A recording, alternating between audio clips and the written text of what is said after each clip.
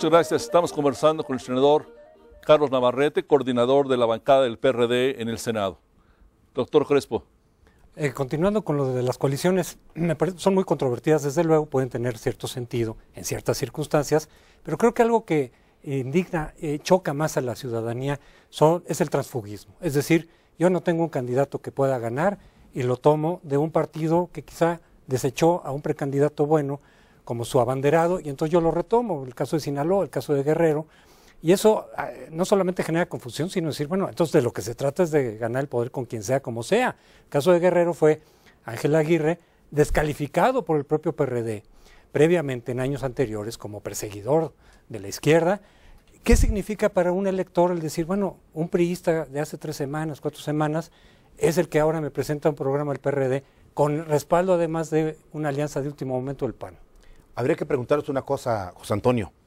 ¿Quiénes son los que califican en último momento si un partido presentó un buen candidato o presentó un mal candidato? Son los electores. Yo escucho un gran debate sobre este transfugismo de que un partido adopte a un candidato que era de otro partido. Pero yo siempre he dicho una cosa, que eso lo califiquen los electores a quienes están decidiendo quién va a ser el gobernante. Y en Guerrero, el 54% de los electores dijeron sí, aceptaron. Quiere decir que no es tan mal calificado por los propios electores una figura de esta naturaleza. A final de cuentas, los partidos no gozan del mejor prestigio. Y hoy los candidatos están siendo muy importantes para ganar o para perder elecciones. Por lo tanto, yo no criticaría ni descalificaría el hecho de que un partido, en lugar de tomar a uno de sus militantes para presentarlo como candidato, se adscribiera con otro más y participara con un candidato que le fuera atractivo a los electores, que son los que dan y quitan en una elección. Parece haber señales confusas respecto a lo que puede pasar o no en esta materia en el Estado de México. Para muchos analistas, el Estado de México va a ser la madre de todas las elecciones, al menos este año, con señales muy claras hacia el 2012. Parece haber señales confusas en el PRD de si va a haber una alianza, no va a haber una alianza, si ya hay un candidato definido o si el señor Alejandro Encinas es un candidato para este tramo. ¿Cuál es su visión en este caso específico, senador Navarrete? Más que señales encontradas, lo que tenemos es un debate muy intenso, Roberto.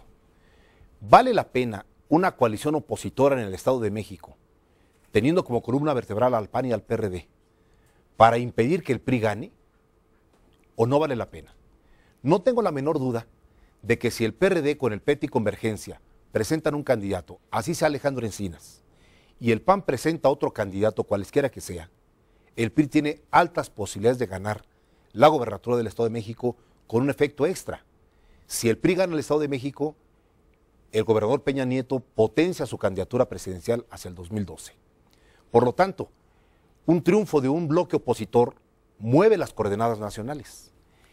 Ahora, hay opiniones dentro de mi partido de destacados dirigentes que comparten construir este bloque opositor, y hay voces que se niegan terminantemente a que se construya. ¿Cuál es la salida desde mi punto de vista? Recurrir otra vez a los electores. Me parece que si construimos una consulta bien organizada para que los electores del Estado de México nos digan si quieren y aceptan una coalición opositora o no, nos ayudaría muchísimo, siempre y cuando unos y otros aceptáramos lo que la gente decidiera en una consulta organizada, en donde ellos nos digan si sí o si no. Muchas gracias. Le preguntaría, ¿está usted de acuerdo o no en la visión de que puede haber incluso una alianza PAN-PRD en la elección presidencial del 2012? Lo digo categóricamente, yo no la veo. No veo condiciones de ninguna naturaleza de que pueda haber una candidatura común del PAN y del PRD en el 2012. ¿Por qué razón? Porque una cosa son las elecciones locales, que tienen proyectos muy focalizados, y otra cosa son los proyectos nacionales, en donde las discrepancias pueden ser de tal proporción, son de tal proporción, que veo inviable un programa común del PAN y del PRD para el país en 2012. Senador, una pregunta de sí o no, y le ruego su respeto a esta regla. ¿Está usted interesado en una eventual candidatura presidencial por su partido, sí o no, para el 2012? ¿Para que yo sea candidato?